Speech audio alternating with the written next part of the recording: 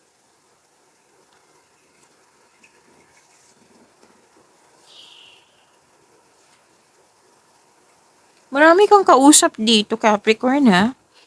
Ah, by the way, makaka-receive ka ng magandang balita. Claim niyo po. At magkakaroon ng positive result. Kung nag-a-ask ka ng, kung may mga question ka, nag-a-ask ka ng sign for yes or no ba, may yes na sagot dito. At may mahalagang announcement and congratulations pala. Kasi may nakapasa dito sa exam or test. Kung hindi man ikaw to, pwedeng taong malapit sa'yo kung ano yung achievement and happiness niya. Achievement mo na rin, happiness mo na rin. And malakas ang yung intuition.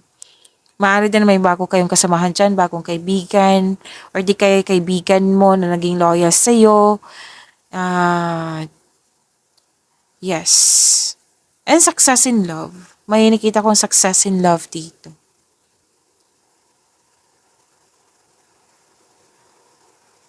Makaka-receive ka ng money, ha? May usapin dito tungkol sa wealth. Makaka-receive ka ng money, pwedeng mana ito, pension, retirement, or masaganang ani ng buhay. Winning, andito din po, luck, abundance, increase. Dalawang card pa mismo nagsabi dito, prosperity is within your reach. Claim, success din. Okay, so, wow, ang ganda nito. Malalim lang ang iniisip mo. Marami kang iniisip. Nagpaplano ka kasi gagawa ka ng desisyon. Kaya lang, nakikita ko dito na hindi sa daming iniisip, hindi ka makagawa ng desisyon kasi nalilito ka, naguguluhan ka. So, gamitin mo yung talino mo or yung mga kausap mo na alam mong makapagbigay ng tulong sa'yo. Like yung kanina, di ba, na may nag-dictate. O, kausapin mo yan. Kung pwede, kung gusto niyo po. Ingat lang, kasi malalim talaga, parang sumasakit na yung ulo mo na sa kakaisip. Pero din nag-alala ka.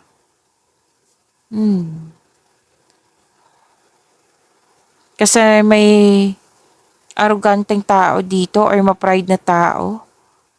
Oo, ma-concern mo.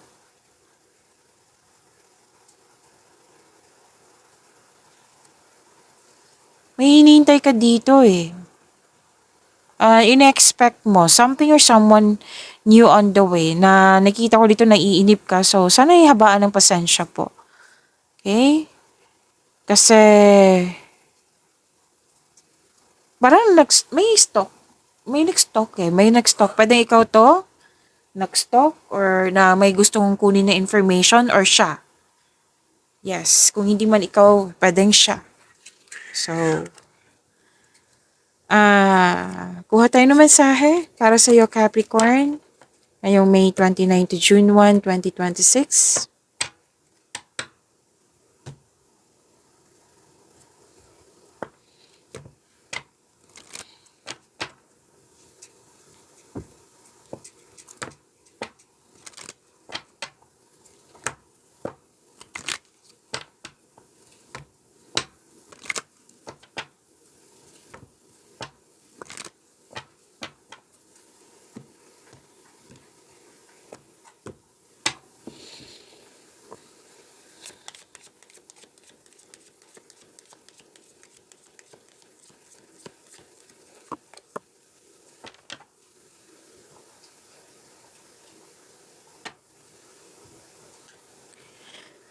The energy is gaining momentum, waxing moon. Oh, this is rising potential This is, growth. Ma-manifest mo yung mga gusto mo. Yes. Syempre, ma-manifest mo to, bigyan mo siya ng aksyon. 'Di ba? Mag-build kayo ng momentum on your goals. Push forward with your plans, of course. Oo. Sumasagisag to sa paglago pag-unlad, pagtupad ng mga pangarap. Tamang panahon na para kumilos, para makuha mo tong manifestation mo, magsumikap, ituloy yung mga layunin mo sa buhay para makuha mo to. Kumilos ng may layunin nga. Gumawa ng konkretong hakbang. Ngayon na para umasenso sa ang iyong gusto sa buhay matapos yung mga proyekto mo. So, balikan mo, it's about time na balikan mo ang yung mga intention mo na gawin mo sa buhay. Yung mga gawain mo, yung intention mo talaga, yung plano mo. Balikan mo, suriin mo ang yung mga pangarap at iayos ang iyong mga gawi para magtugma ito sa iyong pangarap, para ma-align. So, palakasin mo yung focus mo. Gumawa ka ng meditation upang mas malinaw mo makita ang iyong tagumpay at paglago. Okay, focus ka sa iyong layunin sa buhay. Okay, gumawa ka din ng positive affirmation. Parati ko yan tinuturo sa inyo weekly, di ba? So, the energy is gaining momentum. So, it's about time.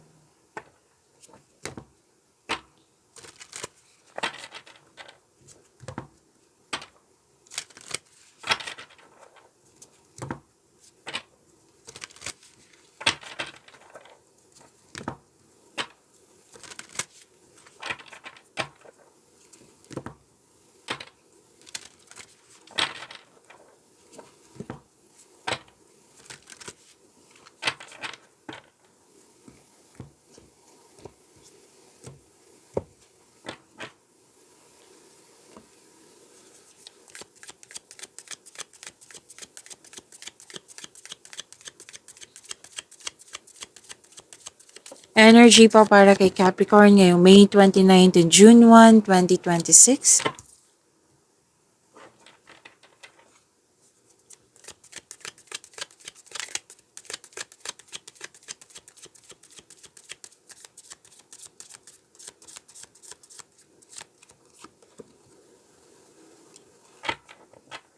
Capricorn, maraming salamat po sa mga hindi nag-skip ng ads.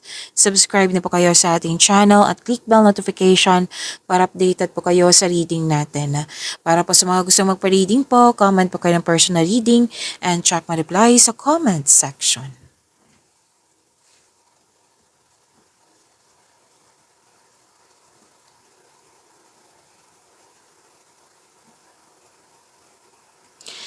Energy, malakas ang iyong intuition. Nakaka-receive ka ng wisdom message, common sense, awareness, realization. May malalaman kang sekreto mula sa isang tao. Kasi nga malakas ang iyong intuition. Makinig sa iyong intuition, maaring may panawagi spiritual na parating sa iyo kung maaari po kung okay sa iyo. Naghahanap ka ng solusyon sa iyong problema, sagot sa iyong mga katanungan at sinabi ng iyong card dito, trust your own counsel first. Nasa iyo na yung sagot, nasa iyo na yung solusyon. Kumbaga, mas piliin niyo pong magtiwala sa inyong sarili kaysa mag-overthink or mag-overanalyze. Huwag kang umasa sa opinion ng iba, trust yourself first. At magtiwala din sa inyong intuition kung maaari po.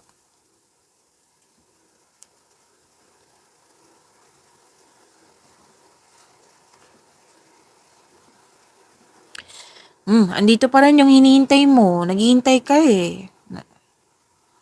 Naghihintay ka, may hinihintay ka, naghihintay ka. Or pwede din na gagawa ka ng desisyon na may masasacrifice. Ano to malalim ang iniisip mo. Pag-isipan na mabuti kung karapat-dapat ba yan kasi gagawa ka ng desisyon eh. Pwedeng nagkaroon nga na pag-aantay or kasi ang delay, pwedeng isa hinihintay nyo nga. Pwede din delay sa paggawa ng desisyon. Delay kasi may tutol. Yan, magkakos yan ng delay. And kung delay ito sa hinihintay nyo, then,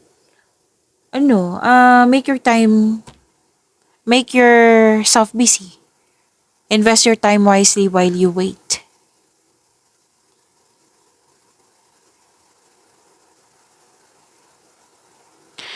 Capricorn, may dito. Pwede sa love and romance, personal life, career and money ba ito?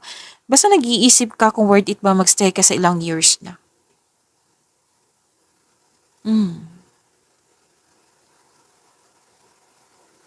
Some of you, nag-decide dito na unahin mo muna yung sarili mo. Ang ilan sa inyo, nag-aantay ng job opportunity or kontrata. Kailangan po kasi ng mahabang pasensya nito kasi proseso po. Huwag niyong hayaan na magkaroon ka ng disappointment, frustration. Why not positive affirmation para ma-attract mo to para dumating na? Kasi sinabihan ka naman po na proseso. So, kailangan maghintay. Make yourself busy nga para hindi ka mainip po. Tapos may paalalang card nyo dito, pero nasa inyo to kung gusto nyo na or hindi, na huwag magdesisyon agad na mag-invest or maggasta sa isang bagay. Kailangan yung pag-isipan ng mabuti po. Time for reflection po kailangan.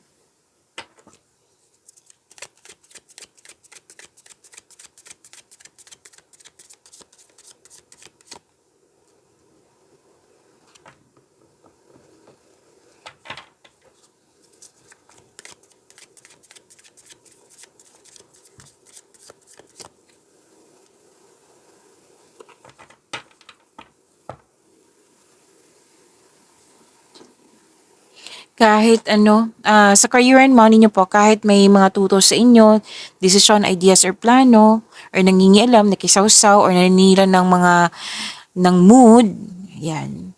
So, sabi ng yung card dito, masusunod naman po yung gusto mo. Kahit may tutol. Kahit hindi naniniwala sa'yo, basta nakikita ko dito na ma-overcome mo rin po ito.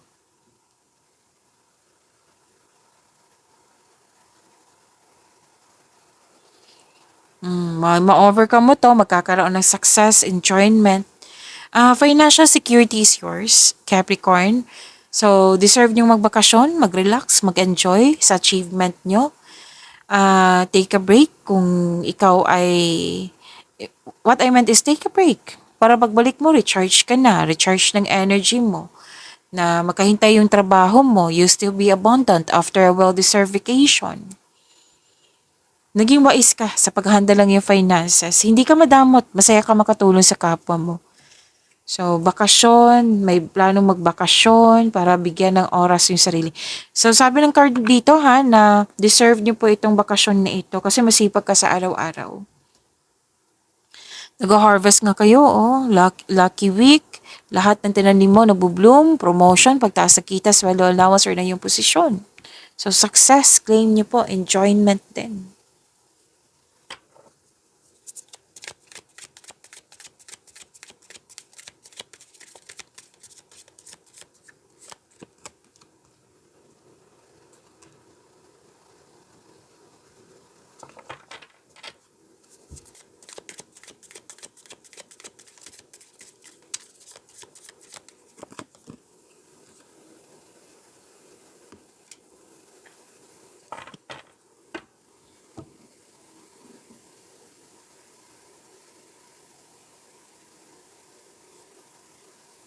Capricorn, kung gusto niyo pong ma-notify kayo, ma-prompt kayo, like mapanood niyo po agad yung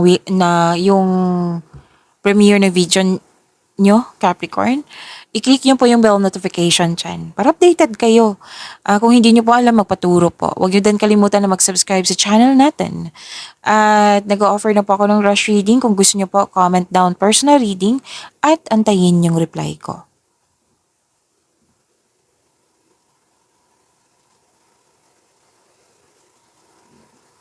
Love life, self-love, partnership, and romance. Para sa mga single, advice to na you should take a chance on love. Huwag kang matakot ma-in love ulit.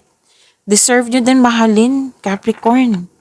Para sa mga marelasyon sa buhay mag-asawa, may nakita kong tampuhan dito. So, ang sabi ng card, leave the past behind. It's never too late to begin again. Mag-usap po at magkaroon ng forgiveness. Kasi kung mag-uusap kayo, magkakaroon ng freedom eh. Magkakaroon ng pagkakaayos. Basta may willingness po.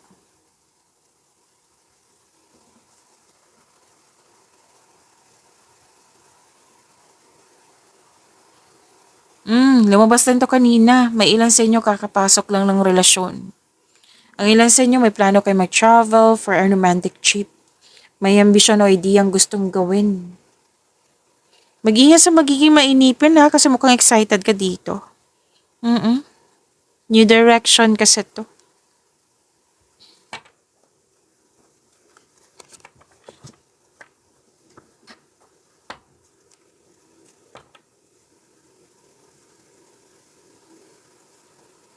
May kasiyahan may kasiyahan. Single ka man relasyon sa buhay mag-asawa.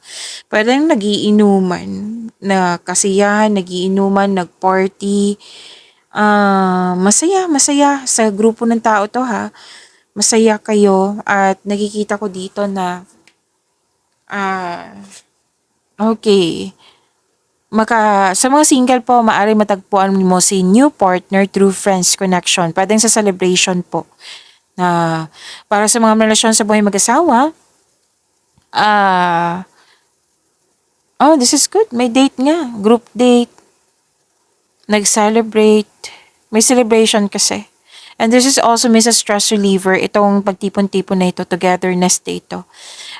Celebrating with good friends or family is what you need most right now. So parati ko itong nakikita sa inyo. Gustong-gusto nyo talagang yung makita mo yung family mo, or group of people, magkaroon ng celebration. Yan yung pansin ko sa inyo, Capricorn. At yes, satisfaction to eh. And abundance. Love and happiness overflow. So magkakaroon ng pagkakaayos at sobrang satisfied kayo sa inyong relasyon. So another card na naman nagsabi dito na deserve nyo mag-relax at mag-enjoy.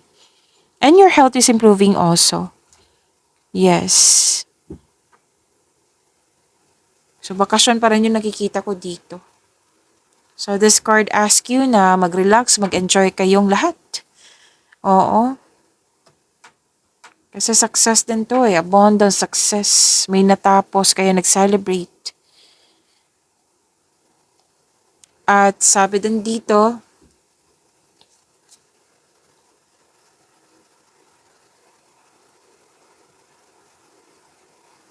this is good kasi yung parating sa inyo, Capricorn, sa mga single dyan, stable na sa buhay.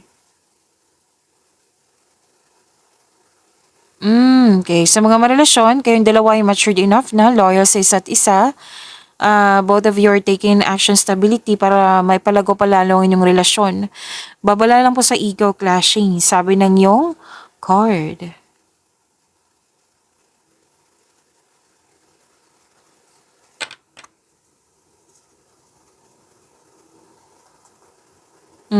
Nag-clarify na naman eh, yung parating sa inyo, stable na sa buhay, lalo na sa pera. Sobrang generous din. It might be this is a fire signs, Aries, Leo, Sagittarius, and Earth signs. Okay, Earth signs, Taurus, Virgo, Capricorn, kapwa nyo. Water signs, may water signs din dito eh. Oo, may water signs din. Cancer, Pisces, Scorpio. Gusto nyo magbumili ng lupa bago bumuo ng pamilya sa mga single dito.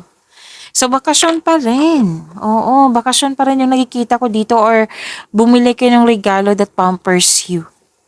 Yes, lumabas to yung regalo at tulong, di ba? O, lumabas din siya dito. May kasal nga. Bagong relasyon, may kasal, nagkasundo, nagkabate, nagkabalikan. Yan, masaya, mahal na nyo ang isa't isa. Very supportive kayo sa mga ginagawa o plano nyo sa buhay. So, destiny talaga. Ilang beses, lahat ng cards dito, nagsabi dito sa mga single. Pwedeng nakilala mo na siya or parating na nasa horizon na yung naka-destiny sa'yo. So, malaking good news to sa mga single dito. May bagong relasyon, nagkasundo, nagkabalikan nga.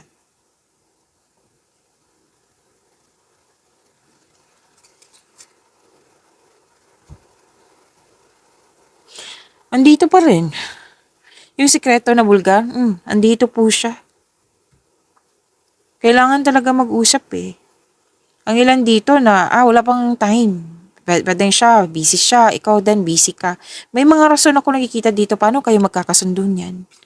So, kailangan nyo mag-usap ng malinaw sa loob ng inyong koneksyon, sa inyong relasyon. May matutuklasan ka ng isang tao na malapit sa iyo na hindi siya totoo sa iyo pero patuloy ka pa rin na sinusuyo na akala niya hindi mo alam. Iwasan niyo din mag-self-deception ha kasi hindi yan nakakabuti sa inyo. Okay? Huwag mag-create ng blockages. Tulungan niyo po yung sarili niyo.